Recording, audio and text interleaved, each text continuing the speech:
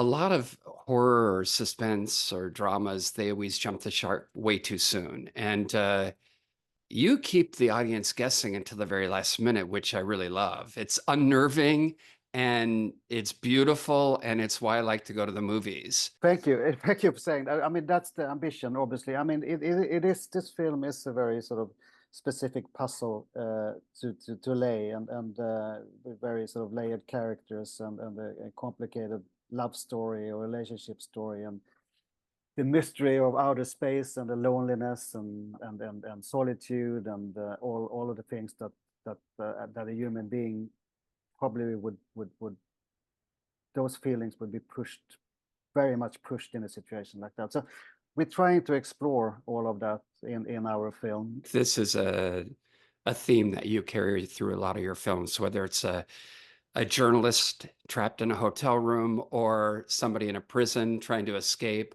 or now with this film Slingshot. You're right, and especially 1408, I think, which the same challenges with a very with a very tight sort of location, tight stage. John Cusack in this hotel room, and here we have these guys on this small spaceship. So it's something there, but I think it leaves, the action needs to happen, with the actors, in the actors, and I think I like the challenge of that. It's a very timely film. We've all just come out of COVID and isolation and solitude.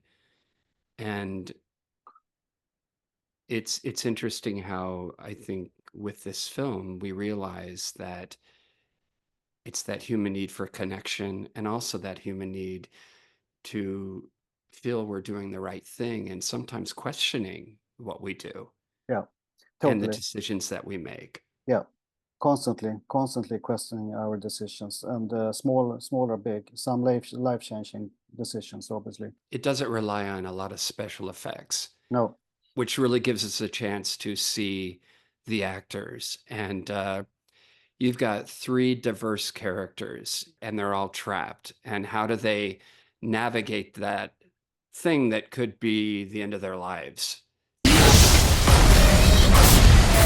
Houston, we have a situation. We have a situation on the ship. It might be compromised. So will they take that next step and do the slingshot, the gravity boost around Jupiter to go further out to space, which is a real thing. The captain, Laurence Fishburne, feels that they are absolutely safe to do that. Tomer's character is have a lot of doubts about their situation. The impact represents no real danger. What if the whole system is compromised? And John tried to wrestle between them, and he wrestles at the same time with his own demons and memories, and the situation he left behind on Earth. He is in love with this woman, and because of the drugs he's taking, he starts fantasizing about her. But it's also that notion that we leave those things that resemble home to us and go off into the world because we think it's the thing we need to do at that given point. And she helps him get there, but then it's that sense of loss. And I think that's a universal theme, and that gives your film a little more humanity. You don't need to go to space to have these feelings, obviously, of loss, and making dramatic come to a dramatic conclusion about what you're going to do in life, and leave people behind and all of that. You don't have to go to space to do that, but it's a great way of telling these kinds of stories, obviously. You as a director, being in a situation that I'm sure at times could mimic the situation of the people in your film, the confusion, the unraveling, trying to convince somebody to stay. Have you ever had something like that? And if so, tell me about that. That's very well put, and it's a funny remark. Well, thankfully, I haven't had a. It hasn't been that bad, But I hear your question, and making a movie like this movie, it's a lot of you have a lot of things to figure out. You have a lot of decisions to make, and is that the right decision or is it that the right decision? And people come from you from different sides, actors and crew members, and you have ideas. So you got to navigate through that. So yes, there is similarities, of course, and but that's the nature of my job, and that's what I do. And I think if I'm good at something, is that to work with actors. I love actors. I love the process with actors. I work with some very big famous actors like we know, but also with actors that are lesser names, not lesser but less famous names. And I always get along with actors. I'm not afraid of them. I'm not intimidated by fame or all of that. And when it comes down to that, everybody just want to chip in and be part of the process. They are all professionals. If they're big and famous, it's often because they're really good at what they're doing. Do you think that's why you've been successful, because you get the actor? Well, it's part of it. I mean, it's. I try to make my films, and some people like them, some don't. But it's like I don't. I always try to find an audience. My ambition is you can't be loved by everyone, but if you find your audience, I'm very happy. And working with actors like I have, Anthony Hopkins and others, they bring so much. And in this case, obviously, Casey and Laurence, they bring so much. They make my job much easier because like John Huston said, every time I need to direct, I know I have the wrong actor.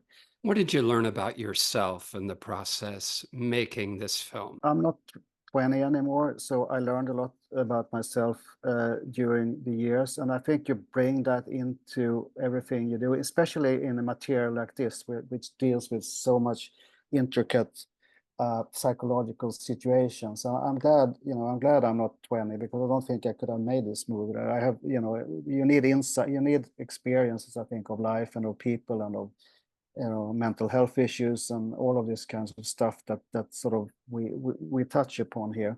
I mean, you are the sum of your personal experiences. There's no way around it. All my fears as a person and all my strong sides as a person is the fears and strong sides I have as a director. It's that's you can't take that away from you. You are good at certain things. You have weaknesses, and I think I've been around so long. I know what I'm good at. I know what I know situations where I feel uncomfortable or areas where I try to avoid. And like we all, like you and me and everybody's,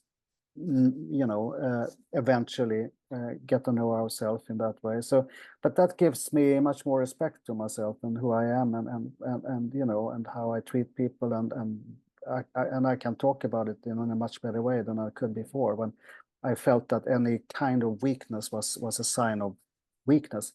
In my job, you have to be strong. You have to be the captain of the ship. You have to be in control all the time. You can't. That's impossible. And I think, I read interviews with, these great directors that I admired all my life, Scorsese and Coppola, Spielberg and all of them. And, they can talk about these things and how scared they were and how intimidated they were about the situation and how, and all of those things. And I think it's important to come to that point. What's also sometimes being vulnerable, bringing So that to the work. vulnerable, absolutely, and I think that's appreciated also. You come to set and say, guys, look, I've been up all night trying to figure out how to shoot this scene, but I don't know how to get into it. Can we just talk about that together and sort of help each other out? You couldn't do that on your first film because you were like, what would I say? He don't know how to shoot the scene. What fucking, what kind of director is he? And so on. So it is a process, absolutely, and it's nice. It's great to have that, call it vulnerability or that openness to be like, help me. I don't know. I don't know exactly what to do here. So please help me out. Film opens up on Friday, the 30th. It feels like you're in that slingshot right now, doesn't it? I'm Look, sure just the whole process of dealing it and talking about it. Yeah, but it's great interest. And actually, I would say this, I made a lot of movies, and you talk to people about them, and that's great. That's part of the job. People like yourself, and that it could be, the question could be more or less interesting, let's put it that way, or more insightful. But in this case, with Slingshot, I think people have really seen the film, and it's sort of they think about this stuff, and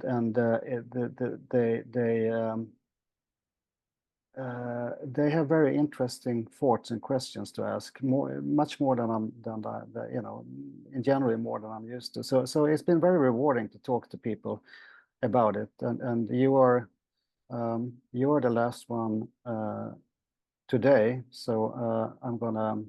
And it's been a really good day. I was just thinking that when we started to talk, it's been a really good day, and now I feel satisfied talking about myself in the film, so I can go out and just eat dinner and do something like people do. But so yes, it's. I hope it finds its audience, like always when you do a film. But that